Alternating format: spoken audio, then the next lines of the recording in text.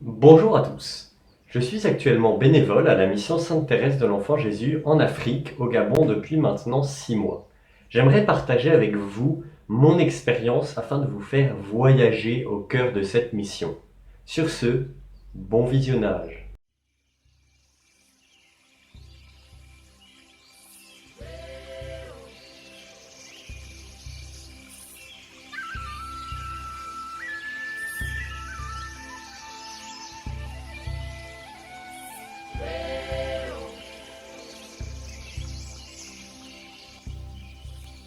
C'est au cœur du Gabon, près de la petite ville de Mouila, que siège la mission Sainte-Thérèse de l'Enfant Jésus.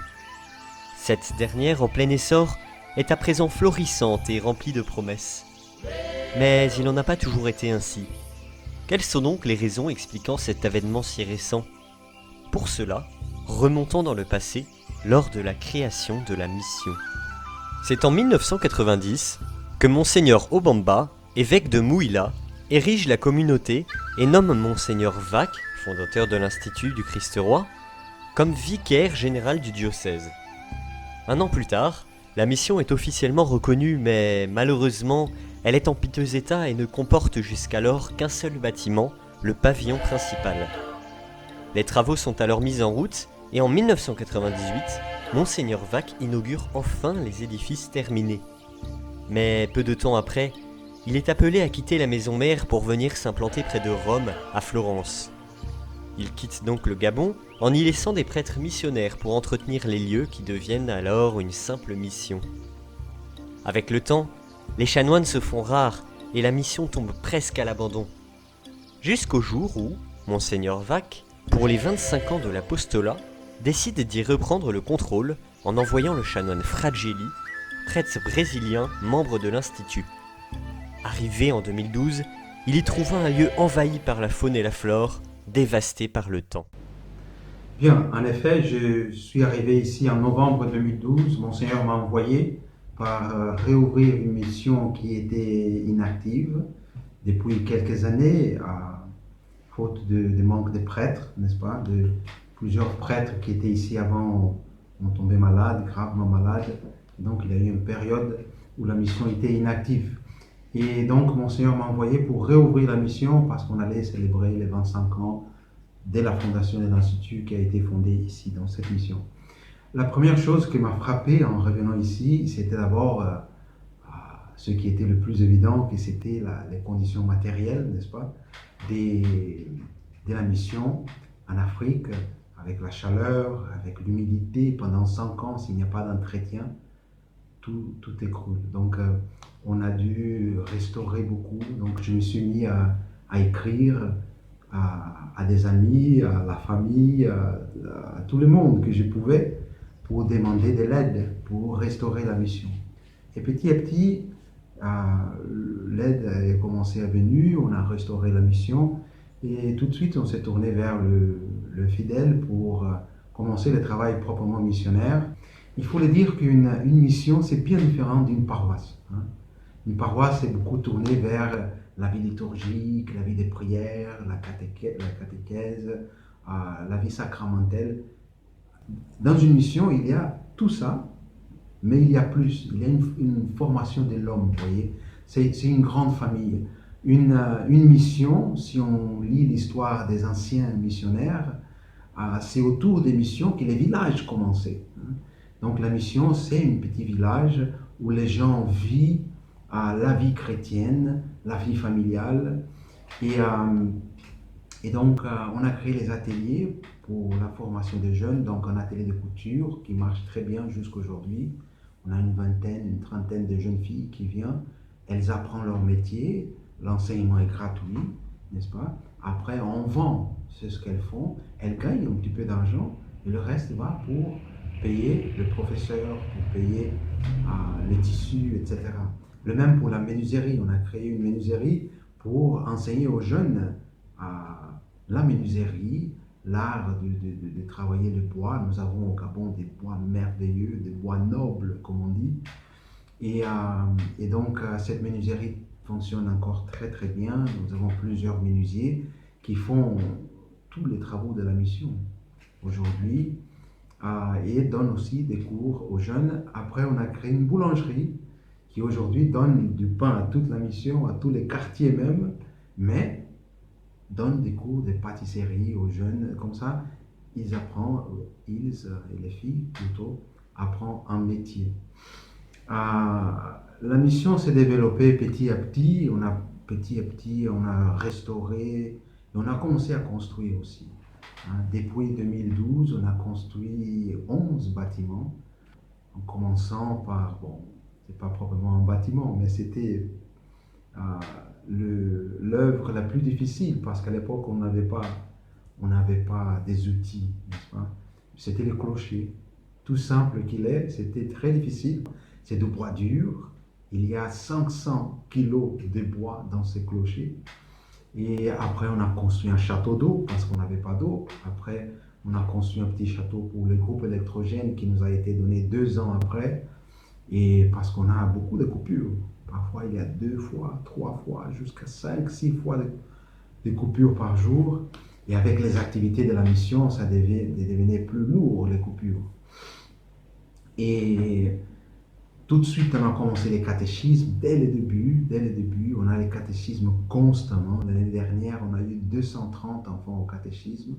Au début, ils étaient peu, ils étaient une vingtaine, ni même ça. Et on a utilisé un artifice pour raconter une petite anecdote. On a décidé, cette première année, de donner à Noël un cadeau, hein, de Noël aux enfants qui venaient au catéchisme, seulement à eux. Ils étaient plus ou moins 20 cette année-là. Bon, l'année suivante, ils étaient 60. Et l'année suivante, 120. Et donc, l'année dernière, déjà 230. Après, on a commencé des activités sportives, hein, pour les jeunes, pour attirer. On a fait beaucoup de kermesses pour les jeunes de la ville, pour nos jeunes. On a créé une équipe de foot qui marche très bien. Les gens pensent qu'elle marche bien parce que je suis brésilien, mais c'est pas à cause de ça. Je connais pas le foot du tout. Mais c'est une bonne équipe. La condition d'appartenir à l'équipe de foot, c'est de venir au catéchisme. Donc nous avons une soixantaine de jeunes qui viennent au catéchisme tous les samedis. Et c'est une bonne équipe qui s'est réunie autour du sport. Ils font des répétitions 5 fois par semaine. Après, on participe à des matchs dans la ville. Et dernièrement, je les ai inscrits au championnat de la Provence. Et l'année dernière, ils ont gagné. Ils ont gagné. Ils sont des champions de la Provence de Langounier. Il y a beaucoup d'activités à la mission. Nous avons un groupe d'hommes, n'est-ce pas, qui s'appelle le Compagnon de Saint-Joseph, un groupe de dames, le groupe Notre-Dame de Fatima. Nous avons construit un dortoir. Ce dortoir qui a été tout fait par nous, hein, qui a été construit même par nos joueurs de foot en grande partie. Tous les lits, 80 lits ont été faits dans notre menuiserie. Pourquoi? Pour accueillir les jeunes pendant les vacances, pour faire les programmes des colonies de vacances. Nous avons des grandes colonies de vacances pour les garçons d'abord et après pour les filles. Et dernièrement, on a bien utilisé ce dortoir pour des retraites. On fait beaucoup de retraites à la mission. La mission est devenue un centre de retraite. L'année dernière, on a eu plusieurs retraites, des groupes différents qui viennent, ou des Mouillas, ou même des Libreville, des groupes entiers, des paroisses entières qui viennent, et on les loge au dortoir, et on a des retraites ici. La retraite des prêtres de la diocèse des Mouillas, l'année dernière, était ici. L'année dernière aussi, on a fait la retraite de tous les religieux de la diocèse. Donc, la mission est devenue un centre d'activité, un centre religieux. Et après, il y a toute la vie sacramentelle, évidemment, que c'est la plus importante, n'est-ce pas? On a baptisé depuis 5 ans, on a baptisé 73 enfants et adultes. En 5 ans, c'est pas beaucoup, mais si on considère qu'on doit les catéchiser dès le début, n'est-ce pas? C'est tout un procès qui est lent. C'est pas sans émotion que je mentionne le fait qu'on vient de confirmer 22 de ceux qui étaient là dès le début. Notre évêque, Monseigneur Madiga, est venu le 10 février et il a confirmé 22 de ceux qu'on a baptisés depuis 3 ans, 4 ans. Nous avons une très bonne relation avec les autorités civiles, militaires, Ils viennent ici souvent, ils participent. Nous avons monsieur le gouverneur, monsieur le procureur général qui vient après comment la messe. Nous organisons des choses pour la communauté locale. Nous participons de défilés, hein, le défilé le jour de l'indépendance. C'est un grand défilé qu'on fait ici au Gabon. Et donc il y a le défilé militaire et après il y a le défilé civil. Et depuis 2 ans, 3 ans, c'est nous qui ouvrons le défilé militaire. Nous avons un groupe de majorettes, c'est un groupe de danse pour les filles.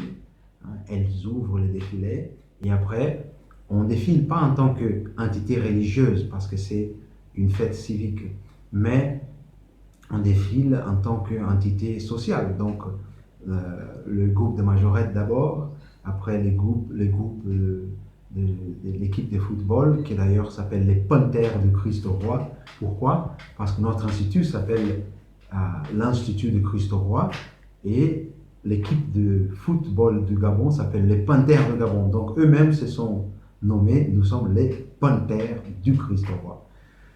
Et ils ont défilé aussi, cette année, ils ont défilé en tant que champions de Langounier. Et après, les ateliers, n'est-ce pas, qui défilent, les ateliers de couture, les ateliers de menuiserie, la boulangerie, tous en uniforme. Et voilà un petit peu l'histoire de la mission. Et elle est sortie un petit peu des ruines. Dieu a été vraiment bon avec nous. Nous devons beaucoup remercier nos bienfaiteurs. C'est grâce à eux, n'est-ce pas, que tout ça existe. Je passe des heures par jour en écrivant à des bienfaiteurs parce que notre soutien vient 100%, n'est-ce pas, d'eux. Ça ne vient pas d'ici. La population est plutôt pauvre, n'est-ce pas, bien pauvre même. Mais c'est une grande grâce. Dernièrement, nous avons ouvert l'école, n'est-ce pas? C'est la dernière activité de la mission. C'était le rêve dès le début qu'on puisse créer une école que Monseigneur Vac a nommée École Saint-François-des-Salles. C'est une école qu'on aurait voulu construire déjà grande, mais on n'a pas eu ni le temps ni l'argent pour la finir. Donc on a commencé avec les 4 premières années. Et encore une fois, Dieu a beaucoup béni cette école. Les enfants sont très contents, les parents sont très contents. Nous avons des bons instituteurs. Et évidemment, on fait des activités qui plaisent beaucoup aux parents et aux élèves. On a les ateliers, donc ils apprennent le jardinage, ils apprennent la couture, ils apprennent la menuiserie, ils apprennent la boulangerie. Et après, nous avons plus récemment aussi ouvert un dispensaire à la mission qui attire beaucoup de gens à la mission, grâce à des bienfaiteurs américains, surtout des docteurs, toute une équipe médicale qui est venue ici et qui maintenant entretient notre dispensaire. Ça attire beaucoup de monde à la mission. Ce dispensaire sert d'infirmerie de l'école d'abord, c'est important. Elle sert d'infirmerie des Panthères de Christ Roi et d'infirmerie de la mission, n'est-ce pas? Nous avons à la mission beaucoup de gens qui habitent à la mission. Nous sommes à la mission, en fait, 27, 28 personnes qui habitent ici. Il y a ceux des prêtres, évidemment, mais nous avons aussi la joie d'avoir 5 jeunes en formation, en préparation pour les sacerdoces, un stage, n'est-ce pas? Si tout se passe bien, ils iront au séminaire et après on va accueillir d'autres pour encourager les vocations, pour alimenter, n'est-ce pas, l'Église avec des vocations pour les sacerdoces. Pas que eux, nous avons aussi des oblats, qui sont des jeunes qui ne sont pas très sûrs si c'est le sacerdoce, c'est la vie d'oblat qu'il veut, mais il veut servir l'Église, donc ils font beaucoup de services ici à la mission. Ils s'occupent de la sacristie, ils font la formation des enfants de chœur. Nous avons 26 enfants de chœur et tout genre de petits services ici à la mission. Et ils suivent le programme de formation des pré-séminaires. Nous espérons avoir bientôt des sœurs. Monseigneur Vac nous a promis de nous envoyer des sœurs pour enseigner, surtout à l'école, n'est-ce pas? Pour nous aider dans la vie liturgique de la mission. Et après, il y a les employés qui habitent à la mission. Ça fait 26, 27, une petite communauté. Pour terminer, pour faire clôturer cette petite interview que je remercie, nous devons remercier beaucoup le bon Dieu. Il n'y a aucune proportion entre la bénédiction qu'on voit partout dans la mission, les grâces qu'il nous donne et les petits efforts que nous faisons. Il a décidé de bénir cette mission. On n'a que le remercier. On remercie beaucoup la protection de la Sainte Vierge. Dans cette mission, la dévotion à la Sainte Vierge, ce n'est pas optionnel. Nous sommes très dévots de la Sainte Vierge, on les met partout. On a une Sainte Vierge à l'entrée de la mission, une autre au portail, une autre au l'oratoire, une autre sur l'autel principal. La dévotion à la Sainte Vierge, c'est au centre de notre vie des prières ici à la mission. Donc on lui demande beaucoup de toute la protection qu'elle nous a donnée pendant toutes ces années. On remercie aussi nos bénévoles. Nous avons beaucoup de bénévoles qui viennent chacun, autour de 15 ou 20 par an. Ce sont des jeunes qui viennent de l'Europe, qui viennent des États-Unis pour nous aider et pour partager avec nous leurs talents. Ils ont fait des grands biens à la mission. Et évidemment, ça les a beaucoup marqués aussi. Ils ne rentrent pas jamais le même. Il y a eu vraiment des conversions, même des jeunes qui sont venus et que en vivant la vie des missionnaires, ça change leur vie. Et donc, j'invite encore à des bénévoles de venir. Ils sont en grande aide à la mission. Ils ajoutent beaucoup à la vie de la mission. Et je remercie donc le bon Dieu, la Sainte Vierge, nos bénévoles et nos bienfaiteurs, n'est-ce pas? Parce que sans eux, la mission matériellement n'existerait pas. Ils font partie de cet effort missionnaire, n'est-ce pas? On les appelle des missionnaires à distance, n'est-ce pas? C'est leur façon de participer au salut des âmes. Et je termine aussi pour remercier nos supérieurs qui nous ont toujours soutenus, encouragés, qui nous ont toujours donné du bon conseil, des instructions et qui ont eu la vision, n'est-ce pas, pour le développement de cette mission. À tous, un grand merci et priez pour nous. Au revoir. Une mission bien encadrée qui a la particularité d'offrir une préparation à la vie religieuse. Elle accueille actuellement 4 candidats au séminaire ainsi que 2 postulantes au couvent. Allons à la rencontre d'Albert, un candidat anglophone, pour nous en dire plus sur sa vie à la mission. Bonjour, je m'appelle Albert, je viens du Ghana et je suis un candidat pour le séminaire. Cela fait 9 mois que je suis ici. Nous sommes 4 candidats, les Camerounais, un Nigérien et moi les Ghanéens. Nous sommes ici principalement pour apprendre et discerner nos vocations, tout en aidant comme on peut. C'est une mission formidable. Nous les candidats au sacerdoce, nous allons à la messe, chantons l'office, recevons les cours de doctrine et nous sommes initiés à la vie de la communauté.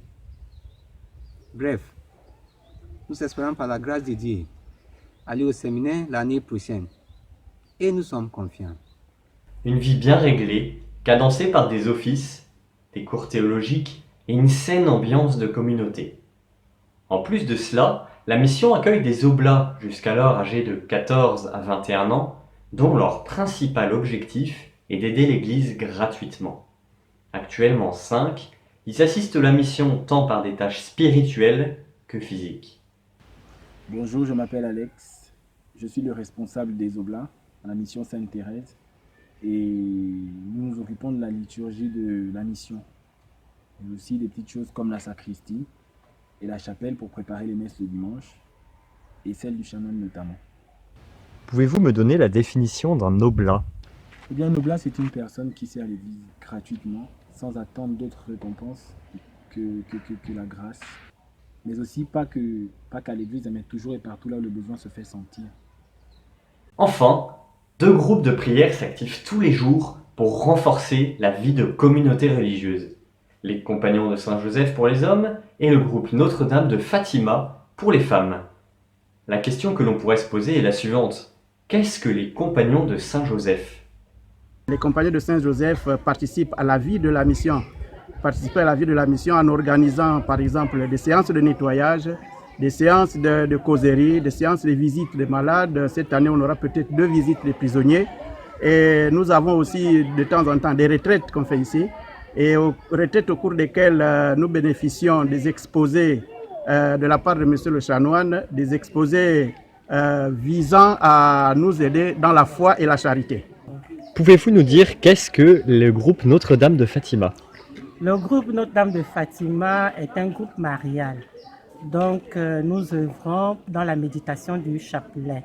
Nous existons depuis près de 5 ans et il y a 4 ans que nous sommes bien organisés avec un bureau en place. Et aujourd'hui, nous comptons une vingtaine de femmes qui sont dans le groupe, tous appelés mamans, n'est-ce pas? Et en dehors de la méditation, nous aidons aussi au niveau de la mission dans le cadre des activités et des ateliers qui sont mis en place par le chanoine. Vous l'avez compris, l'aspect le plus important de cet apostolat est donc la spiritualité. Mais on pourrait aussi parler de petits villages, car en effet la mission dispose de multiples ateliers. Le premier à avoir été fondé est la boulangerie, qui non seulement produit le pain quotidien pour la communauté, mais aussi pour la vente journalière. Bonjour messieurs, je m'appelle Maman Gisèle. De cela, ça fait déjà 3 ans que je suis à la boulangère. Je produis du pain pour la vente, espace social et pour les habitants de la mission. On produit du pain, 200 pains par jour, on fait les pains et les gâteaux. Je remercie à M. Chanoine qui nous a appris à faire ce métier. Et je vous remercie. Nous n'allons pas mourir de faim alors. Cet atelier procure donc le pain quotidien pour la communauté, mais aussi à l'espace social, un petit point de vente ouvert aux visiteurs. Tous les jours, c'est des dizaines de personnes qui viennent s'y ravitailler. Bonjour, je m'appelle Claude, je suis fidèle de la mission depuis 3 ans déjà, et de plus je suis vendeuse à l'espace social où nous y vendons plusieurs produits. Nous avons des boissons, de la nourriture, des produits de l'atelier de couture et même des objets religieux. Nous avons aussi du pain qui fait le succès de notre mission. En moyenne, il y a une quarantaine de clients qui arrivent acheter nos produits et ils sont satisfaits. Je dirais que c'est un atout pour la mission parce qu'elle lui procure des revenus réguliers. Un mini supermarché donc. On pourrait aussi parler de l'atelier de couture qui procure le nécessaire aux gens de la mission, mais aussi qui vend des vêtements aux particuliers. 2 couturières assistées de stagiaires travaillent tous les jours pour un rendu et un rendement impressionnant. Bonjour, je m'appelle Maman Major. Je suis à l'été de couture, ça fait déjà 2 ans que je suis ici. On fait les tenues des uniformes de l'école Saint-François de Sales. On fait aussi les tenues des ensembles, ensemble hommes et robes hommes, ensemble femmes aussi. Et nous sommes 2 couturières, Maman Sylvie qui est à côté de moi, et les 3 stagiaires de l'autre côté. Elles sont en train de faire les jupes taille haute et les culottes. Les petites robes enfants aussi. Merci beaucoup. Merci. C'est donc un travail méticuleux et efficace. Le dispensaire de la mission ouvre ses portes en octobre 2017. Une équipe médicale offre 54 000 $ de matériel simplement pour aider ce projet très coûteux. Allons à la rencontre de notre infirmière pour nous en dire plus sur le quotidien de ce petit hôpital. Bonjour, je suis Madame Badinga Laure Bernadette, infirmière diplômée d'État et technicienne en santé ORL maxillo-faciale. Donc tout ce qui concerne la sphère ORL. Le dispensaire Les Buissonnaires a ouvert les portes il y a environ 6 mois. Et je suis assistée d'une infirmière, Mademoiselle Moussavou, et Angélique, une assistante. Nous accueillons en moyenne 20 patients par jour et les consultations vont de 8 heures jusqu'à 16 h, 17 h par là. Les Buissonnais prend en charge aussi Saint-François de Sales. Nous avons eu une assistance pour l'équipement du dispensaire par une équipe médicale des États-Unis. Pratiquement, ils ont tout donné. Tout ce qu'il y a comme équipement dans le dispensaire, c'est un don qui nous a été offert par une équipe médicale américaine. Il en est de même pour les médicaments. Et il en est de même pour les médicaments. Et nous sommes en ce moment à la recherche des donateurs, des bienfaiteurs en matière de médicaments, parce qu'avec le moment, nous sommes en rupture de stock. Donc, de ce côté-là, nous implorons, nous demandons de l'aide des bienfaiteurs s'ils peuvent nous faire des dons en médicaments, et ce sera la bienvenue pour le petit dispensaire Les Buissonniers. Eh bien, pas de souci à se faire si on tombe malade alors.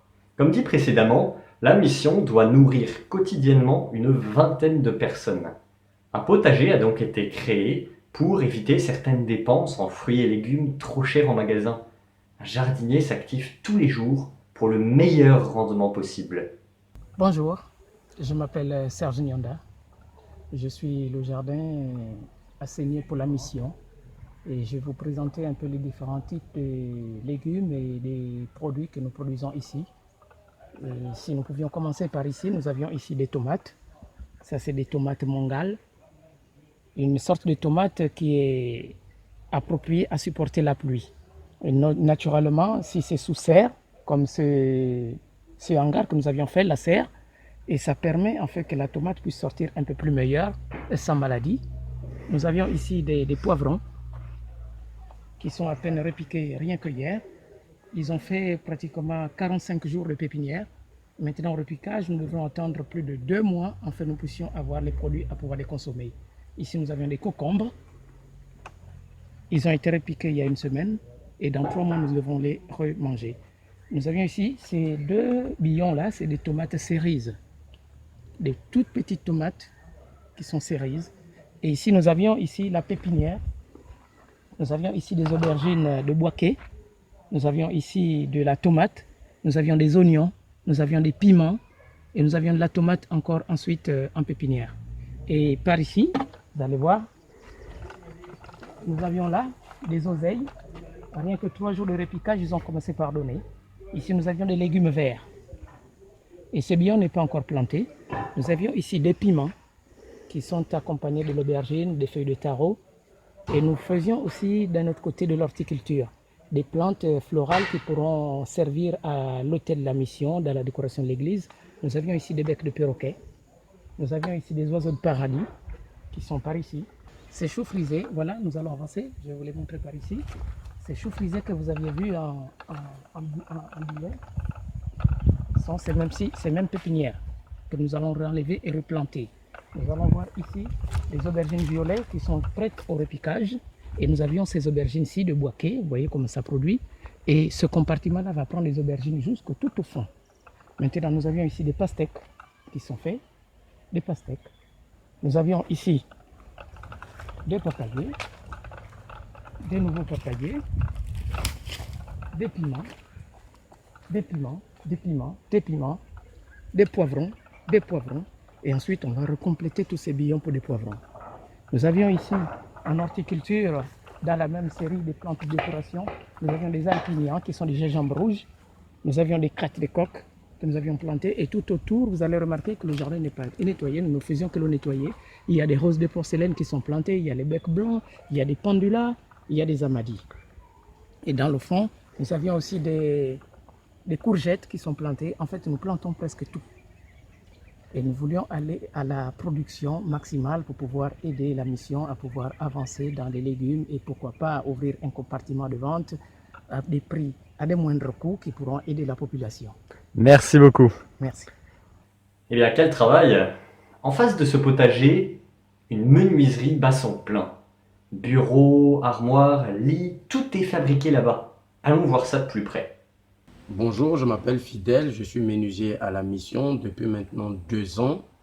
Pour l'école, nous avons fabriqué des bancs, des portes, des tableaux et nous recevons des commandes extérieures pour les particuliers. Nous fabriquons des lits, des meubles, des portes, des fenêtres Et du coup, nous voulons bien que la mission puisse fonctionner toujours comme ça, tant que la menuiserie sera là.